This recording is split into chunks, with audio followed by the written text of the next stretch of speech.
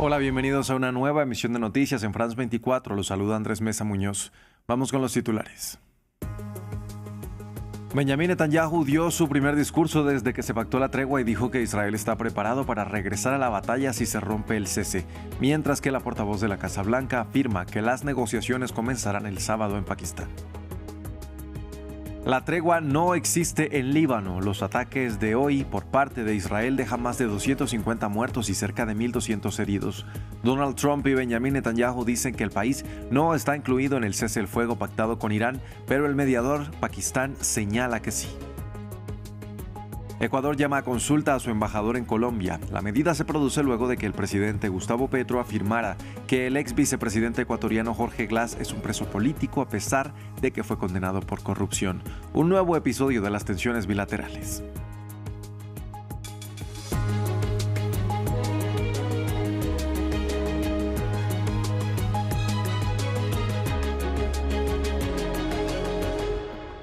Vamos a iniciar en Medio Oriente. El primer ministro de Israel, Benjamín Netanyahu, dio su primera rueda de prensa desde que se pactó el cese el fuego e indicó que están listos para regresar a la guerra si se rompe la tregua.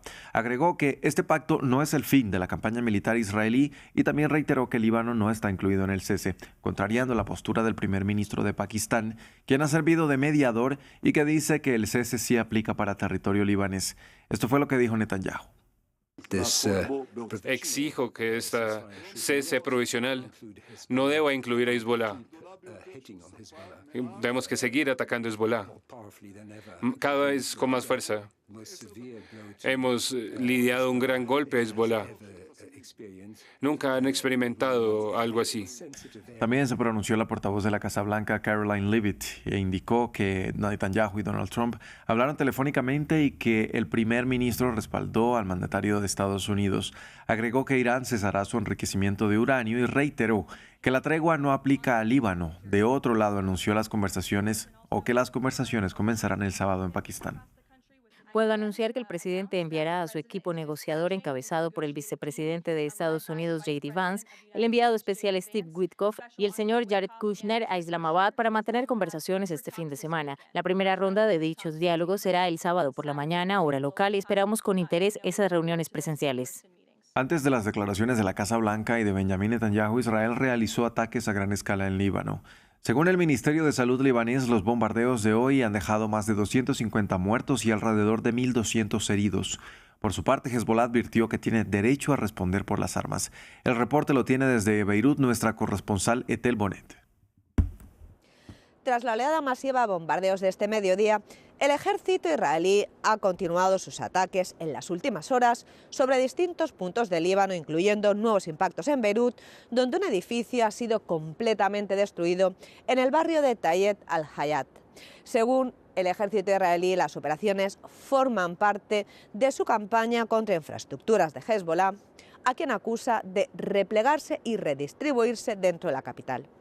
Desde Israel, además, se ha lanzado un mensaje directo al Estado libanés: actuar contra el grupo o no interferir en las operaciones en curso. Por su parte, Hezbollah ha condenado los ataques contra lo que describe como zonas civiles, denunciando una serie de masacres y reafirmando su derecho a responder. Aunque fuentes cercanas al grupo apuntan a una pausa en sus ataques en el marco de la tregua regional, el movimiento advierte que esta podría colapsar si Israel mantiene los bombardeos. En el plano político, el presidente Joseph Aoun calificó los ataques de bárbaros y responsabilizó directamente a Israel de la escalada, reclamando una intervención internacional tras la muerte de al menos 254 personas y más de 1.100 heridos en la jornada de hoy. El trasfondo es una fuerte ambigüedad sobre la tregua impulsada entre Estados Unidos y Irán, mientras Israel insiste que Líbano y por tanto Hezbollah no están incluidos en el acuerdo. Mediadores como Pakistán y responsables iraníes sostienen lo contrario. De hecho, el presidente iraní ha reiterado que el alto el fuego en Líbano es una condición esencial para cualquier desescalada. En el contexto sobre el terreno, los ataques siguen marcando el ritmo. Horas después del cese del fuego, hubo reportes de presuntas violaciones a la tregua alcanzada entre Estados Unidos e Irán. La República Islámica denunció dicha situación en una llamada con Pakistán, que ha servido como mediador en el conflicto, mientras que los estados del Golfo reportaron ataques iraníes. Qatar dijo haber interceptado misiles y drones, mientras que Kuwait dijo que este tipo de artefactos causaron daños en instalaciones petroleras y centrales eléctricas. Del lado pakistaní hicieron un llamado a la moderación. Se han reportado violaciones del alto el fuego en algunos puntos de la zona de conflicto, lo cual socava el espíritu del proceso de paz. Insto encarecidamente a todas las partes a que actúen con moderación y respeten el alto el fuego durante 2 semanas, tal como se acordó, para que la diplomacia pueda desempeñar un papel fundamental en la solución pacífica del conflicto. Ahora vamos a Washington. El Departamento de Estado es escenario de un encuentro entre el jefe de la diplomacia estadounidense, Marco Rubio, y el secretario general de la OTAN, Mark Rutte. Esto ocurre después de que el mandatario Donald Trump amenazara con dejar la alianza militar en reproche a los países miembros por no haberse sumado en apoyo a Washington a la guerra que libra contra Irán. Aunque la Casa Blanca reiteró que la OTAN le dio la espalda en la guerra en Irán. Cabe recordar que la Unión Americana aportó cerca del 60% del gasto total en defensa de la OTAN en el año 2025. Este miércoles, el vicepresidente estadounidense J.D. Vance continuó su visita en Hungría previo a los comicios legislativos del país que se celebran este domingo. Desde Budapest, Vance cuestionó a Ucrania y a la Unión Europea por su postura frente al primer ministro húngaro Viktor Orbán, que busca su 5º mandato y quien constantemente critica el rol de los 27 en la guerra en Ucrania. En paralelo, el Kremlin también se pronunció de manera similar a su aliado. A continuación, Hugo Caro Jiménez nos explica el rol de Estados Unidos y Rusia en el tablero político húngaro. Rusia y Estados Unidos, ¿en sintonía? Budapest parece ser el punto en común entre estas dos potencias rivales. Hungría está a puertas de unos comicios legislativos que amenazan la continuidad del gobierno de extrema derecha del premier húngaro Viktor Orbán, en el poder desde hace 16 años. Y tanto Washington como Moscú defienden al controvertido líder, visto como la piedra en el zapato de la Unión Europea, principalmente por no orbitar en los deseos del bloque, como lo es la postura de los 27 frente a la guerra en Ucrania. Orbán bloqueó un millonario préstamo comunitario a Kiev, lo que desató el rechazo de Volodymyr Zelensky, quien en otra ocasión dio a entender que podría facilitar la dirección del líder húngaro al ejército ucraniano. Para empezar, ni siquiera sabía que Zelensky había dicho que iba a enviar soldados privados a la residencia del primer ministro hasta ayer. Fue Víctor quien me lo contó. Lo busqué y aunque no podía creerlo, era cierto. Es un auténtico escándalo. Jamás un jefe de gobierno o de Estado extranjero debería amenazar al jefe de gobierno de un país aliado. Es absurdo, es inaceptable. Desde Budapest, J.D. Vance reafirmó el apoyo de la Casa Blanca a Orbán de cara a las elecciones y cuestionó el trato que éste recibe por parte de la Unión Europea.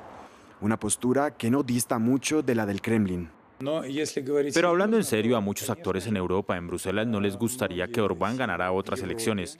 Esto es de sobra conocido, es obvio, y por supuesto, están ayudando activamente a quien se presenta contra él. Hungría también ha bloqueado nuevas sanciones de la Unión Europea contra Rusia y de esta manera le ha dado la espalda una vez más a sus socios comunitarios.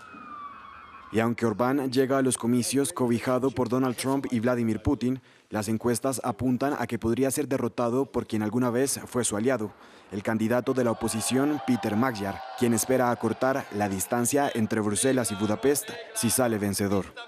Pasamos ahora a Francia. Los 2 ciudadanos de este país que habían permanecido detenidos en Irán durante más de 3 años tras ser acusados de espionaje fueron recibidos en el Palacio del Elíseo por el presidente Emmanuel Macron luego de su regreso a suelo francés.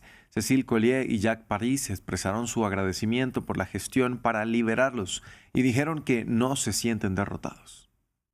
Si vous voulez retenir quelque chose, dites que nous étions à la prison d'Evin. Si quieren recordar una cosa, digan que estuvimos en la prisión de Evin, que es el principal centro de represión en Irán. Pero en la prisión de Evin pasamos 3 años y medio encerrados en el centro de interrogatorios, donde la detención es mucho más compleja, mucho más dura. No tienes ningún derecho. No se nos permitía elegir a nuestros propios abogados. Solo teníamos contacto con nuestras familias esporádicamente y solo por periodos extremadamente cortos. Estábamos bajo constante amenaza. El gobierno de Ecuador llamó a consultas a su embajador en Bogotá y envió una nota de protesta a Colombia luego de las declaraciones del presidente Gustavo Petro sobre el ex vicepresidente ecuatoriano Jorge Glass. El mandatario colombiano se refirió a Glass como un preso político, aunque está encarcelado por delitos de corrupción. Quito lo califica como un intento de deslegitimar las sentencias de su sistema judicial. Nuestra corresponsal en Guayaquil, Carolina Mela, tiene los detalles. Lo que pide es la no intervención en asuntos internos en esta nota enérgica, así lo ha calificado también la canciller de Ecuador, Gabriela Sommerfield, esta nota diplomática que ha enviado la noche del martes a la Cancillería de Colombia. Y esto después de los mensajes que el presidente Gustavo Petro escribió en su cuenta de X respecto al ex vicepresidente Jorge Glass, a quien considera un preso político e incluso recordó un encuentro que tuvo ya hace más de un año aquí en Ecuador, en las Islas Galápagos, como invitado del presidente Daniel Noboa, quien lo llevó hasta ese lugar. Y dice que ahí le había solicitado a Noboa que libere a Glass o que se lo entregue. Que por cierto, dice él, y recuerda, es también un ciudadano colombiano. Esto ha molestado muchísimo al gobierno ecuatoriano, quien ha dado esta nota de protesta e incluso ha llamado a consultas al embajador que está en Bogotá, que se prevé que llegue en las siguientes horas. Lo que respondió inmediatamente el presidente Daniel Noboa a este mensaje de del presidente Petro es porque dice que él no es ningún preso político, que es una persona que tiene sentencias acá, que de hecho tiene 2 sentencias y tiene otro proceso en curso también por ratificarse una nueva sentencia por un caso de corrupción por los fondos que se dieron en el terremoto del año 2016 acá en la provincia de Manabí, en Ecuador.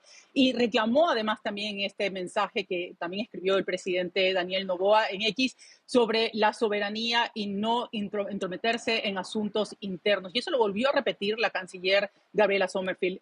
Jorge Glass, además, este mensaje del presidente Gustavo Petro llegó después de que un juez negó el habeas corpus que había solicitado la defensa de Jorge Glass aquí en Ecuador.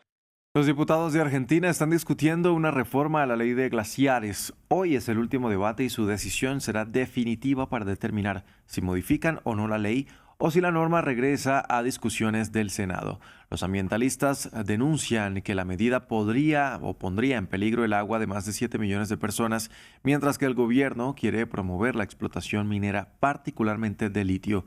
William Gasso nos cuenta más. La ley de glaciares no se toca.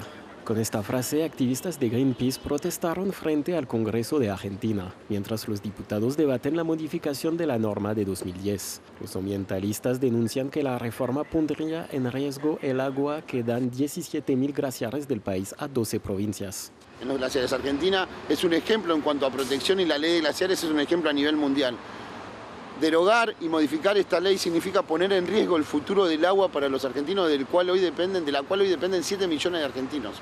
Pero el gobierno promueve la reforma para incentivar la actividad minera, especialmente la explotación de litio. El proyecto de ley busca darle mayor autonomía a las provincias para que cada una defina qué es una zona pertinente a ser protegida y dónde realizar explotación minera. El ejecutivo de Javier Milei tilda la normativa actual como un obstáculo para la inversión y el crecimiento económico. La subsecretaría de Ambiente argumenta que una flexibilización generaría más de 20.000 millones de dólares en exportaciones adicionales de minerales básicos cada año. Lo cierto es que una limitación extrema, prohibición absoluta, torna regresiva cualquier acción por menor que sea. Lo hacen ignorando los avances tecnológicos y el aumento de la responsabilidad por parte de la minería moderna. Resulta autocumplida la profecía de quienes se oponen a la minería. La peor forma de proteger es prohibir. En febrero, el Senado argentino ya dio luz verde a la reforma. Solo falta la decisión de la Cámara de Diputados para que la nueva ley de glaciares sea una realidad. Ahí finalizamos ahora en China con una inusual escena que se registró en Beijing. Un avestruz a la fuga y no es inteligencia artificial, vean ustedes. El animal se escapó del lugar donde había sido criado por un residente y corrió por las calles de una zona industrial de la ciudad mientras era perseguido por varios vehículos de la policía hasta que finalmente fue capturado. Con estas imágenes despedimos este informativo en France 24. Gracias por acompañarnos. Continúen con toda nuestra programación.